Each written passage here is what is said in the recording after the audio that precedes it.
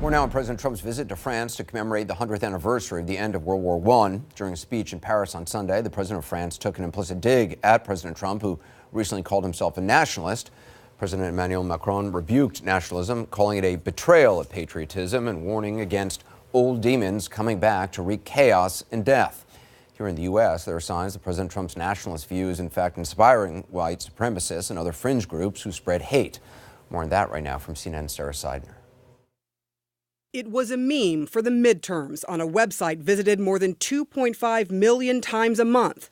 Us if we lose, it read, depicting white men ready for war, followed by them if we win, showing Jews being led to their death. They're begging their followers to go out and find ways to get Republicans in office because they believe it'll be easier for these policies to sail through. It was a big day yesterday. When President Trump celebrated the Senate victory, so did white supremacists.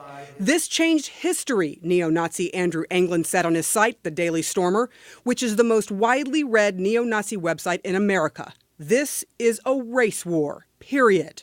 They also reveled in the re-election of Congressman Steve King, who has a history of making racist remarks, like in this 2017 anti-immigration tweet saying, "We can't restore our civilization with somebody else's babies," or his unsubstantiated claim about immigrants crossing the U.S.-Mexico border. They weigh 130 pounds and they've got calves the size of cantaloupes because they're hauling 75 pounds of marijuana across the desert. If last night was a referendum on Steve King's white nationalism, as the Democrats were trying to frame it, then white nationalism won, Anglin wrote on his site. Both King and President Trump vehemently deny they are racist or enable white supremacists. Trump pushed back at a recent press conference when asked if the Republican Party was seen as supporting white nationalists because of his rhetoric. What do you make of that? I don't believe it. But purposefully or not, the president speaks a language racists and neo-Nazis embrace, like his habit of linking immigrants to crime. They're bringing drugs. They're bringing crime.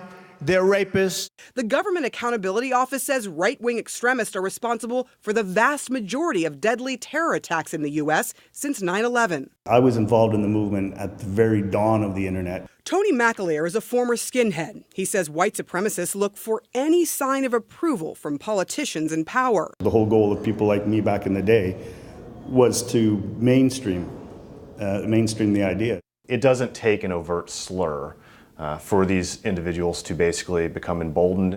Take the president's threat to tell the military to consider rocks being thrown by migrants as guns being fired. When they throw rocks like they did at the Mexico military and police, I say, consider it a rifle.